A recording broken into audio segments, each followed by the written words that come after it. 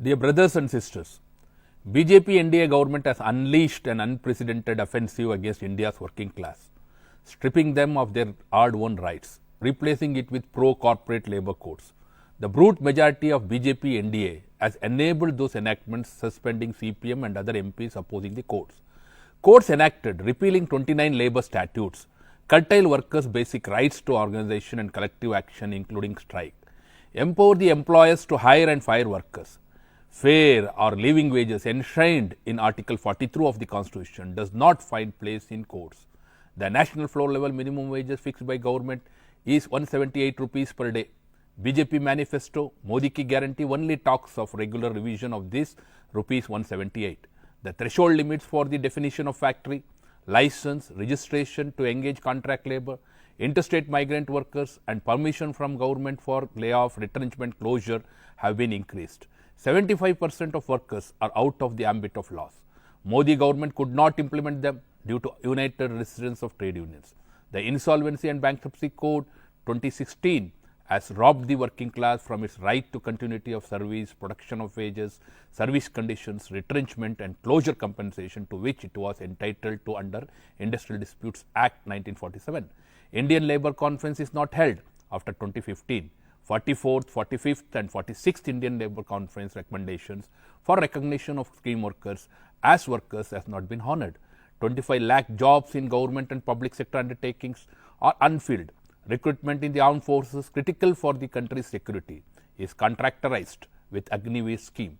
The share of contract workers in manufacturing has increased to 42.5% in 2022 from 13% in 2013. Modi government's 1,97,000 crores production linked incentive to manufacturing industries to generate 60 lakh new jobs are not generated. It is revealed that some beneficiaries of production linked incentive have donated to BJP through electoral bonds. Loot and plunder of public exchequer by corporates through production linked incentive scheme is enabled.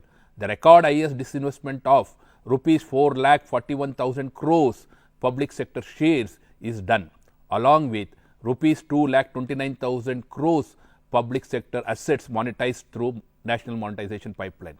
Demonetization, lockdown, GST resulted in huge loss of jobs and incomes for workers. Lakhs of MSMEs have closed. Dearth of employment in urban areas has led to reverse migration to villages. In 2023 and 24, around 9,84,000 crores households had opted to work under Manrega. Government has cut down allocations for Manrega. Median real wages are clearly falling, leading to lower consumption. Household savings has recorded a 47-year low in 2023. Borrowing for consumption needs and household indebtedness has sharply grown.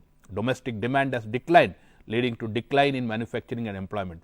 The key to rejuvenation of Indian economy is policies to increase the purchasing power of the people. Hence, CPIM stands for pro-people left alternative policies, which shall reverse the disastrous policies aimed to dismantle and destroy all public sector units and revive labour-intensive traditional industries, encouraging micro, small and medium-sized enterprises.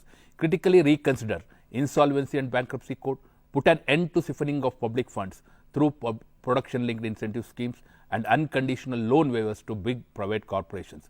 CPIM shall defend the rights of working people by right to work as a constitutional right and unemployment allowance. Scrap all anti-labour provisions in labour codes, statutory monthly minimum wages of rupees 26,000 and living wages as per Article 43.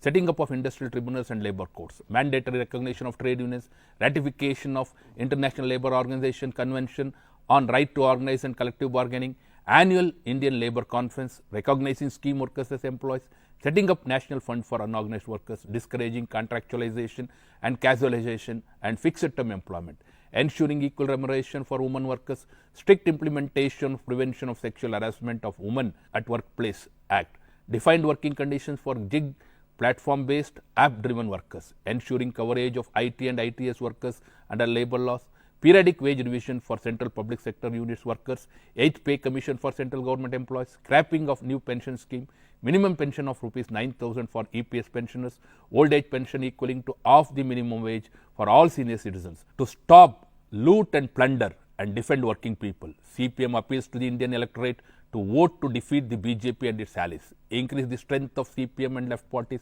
ensure an alternative secular government, Thank you all.